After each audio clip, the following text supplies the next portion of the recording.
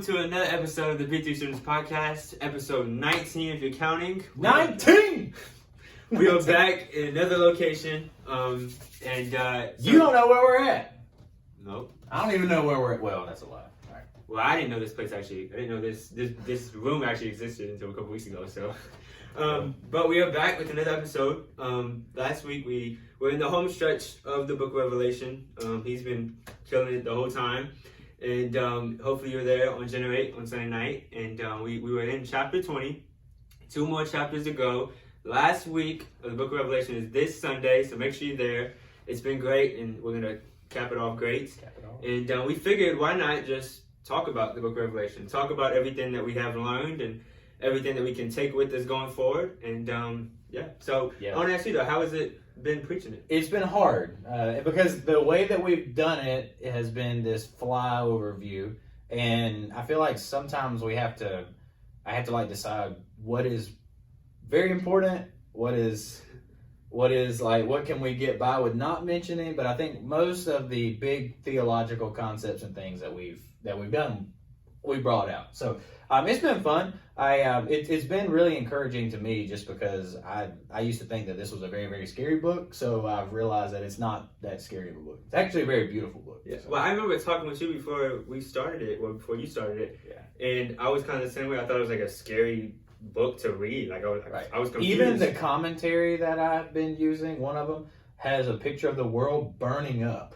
So like, see, it's scary. Yeah. Like what? Like what is that? Anyway. And then well, I thought the same way, but then you stopped and it was like, it's really a book of joy and book of book of the end and when Christ comes back. And so you know, you as you've been covering the series, you talked about how we don't fight for the victory, we fight from victory. Yes. And about what Christ did. And how can we just apply that and take that with us going forward? Man, I think it's kind of like what we talked about last week. We talked about, if you guys remember, we talked about Satan being bound up during the millennial kingdom. And we know there's a bunch of different views. We're not getting into that in the podcast because we don't have enough time to even in this to do it. Plus, we know how long y'all are watching, by the way. So those of y'all not watching the whole thing, I'm just kidding. It's fine. I mean, we have some loyal viewers. I mean, we do have some loyal viewers now. But we do appreciate you guys checking us out.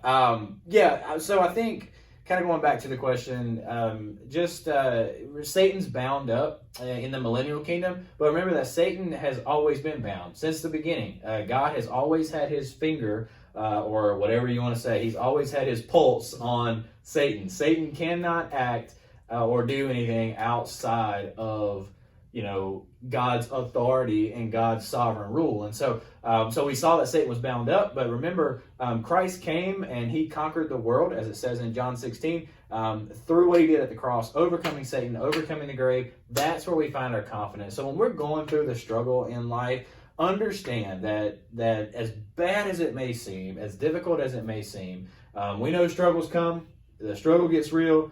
At least it does in my life. Dylan's life may be perfect. Mine is not. Okay, so the enemy is going to attack, but remember, the enemy doesn't have a hold on you. Your identity is in Christ if you're a believer in him, and he gives us the strength to press on in the midst of trials and suffering and all that stuff. So that's what I would say. It's pretty encouraging. Yeah, that's what I'm saying. What about you, Dylan? What have you taken away from Revelation? Like, we know we fight the battle from not for victory, but from victory. But what has been the big just driving force behind Dylan's mind when it comes to the Book of Revelation? That was a weird question.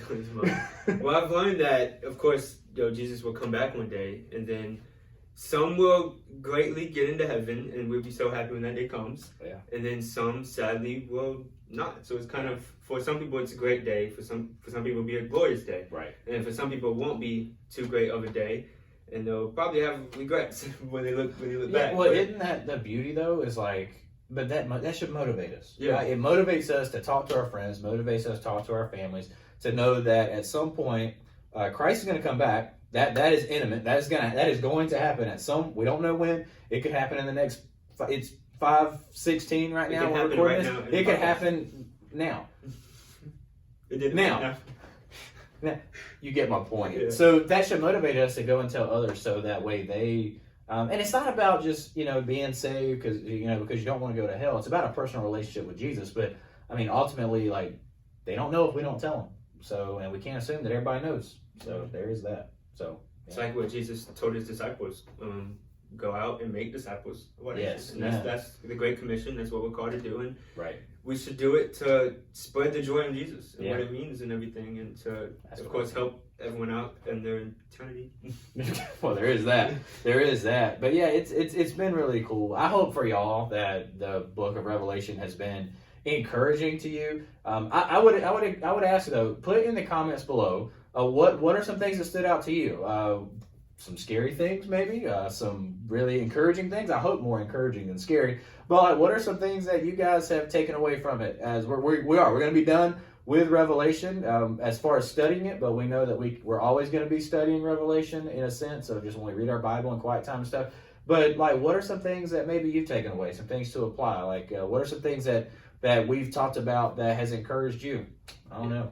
What I've also realized is that a lot of it is very visual. You can kind of visualize some of it in Yeah. the text. Yeah. Especially if you're a visual learner. Yeah. You can visualize some of it, kind of imagine it a little bit. I Yeah. mean, not perfectly detailed Right. everything, but you can visualize the text a little bit. Yeah, because I mean that's the thing. Like, remember when we talked about the book, John tries to it's hard to know the figurative versus the literal and all that kind of stuff because John was using so many images. But you're right, like the wine press of God's wrath, which is like the image of people being crushed underneath this wine press that crushes grapes. Like, that's very graphic. Very, very graphic. So, but we see other images in there, but that's just one that comes to mind. But yeah, John it's like he was looking, I think I said at the beginning, when he was trying to describe these visions, a lot of Bible scholars will say that it's kind of like somebody that literally can't see. You're trying to describe to somebody that's blind what a sunset looks like or what the Grand Canyon looks like, because that like John is in this worship trance kind of situation, and so he's just writing down everything that he sees, and I'm so glad he did, because I mean we get beautiful glimpses of God's grace and his love. We also see, and I'll say, beautiful glimpses of God's wrath, because we know that God is just and his wrath is perfect in a sense of he will punish those who are guilty, and as you said just a second ago, we know that there will be some that choose to reject him. So there is that. Yeah.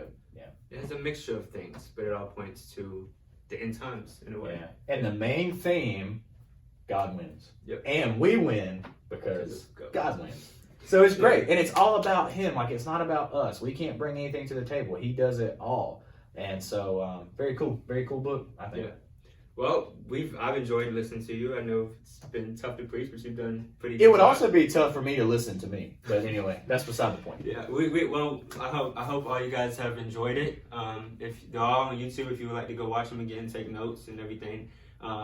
So hope you enjoyed this podcast episode. Like it, comment, share it, subscribe, family, friend.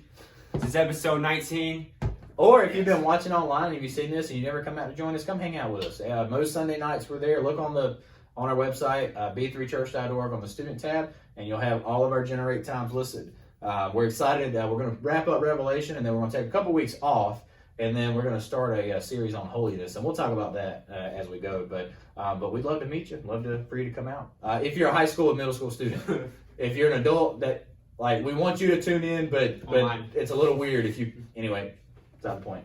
I mean, you can tune in online. Yeah, you can tune in online. Just if you're a student, you can come. Adult, we've got. Yeah. Well, all right. See y'all later. All right, see y'all next time.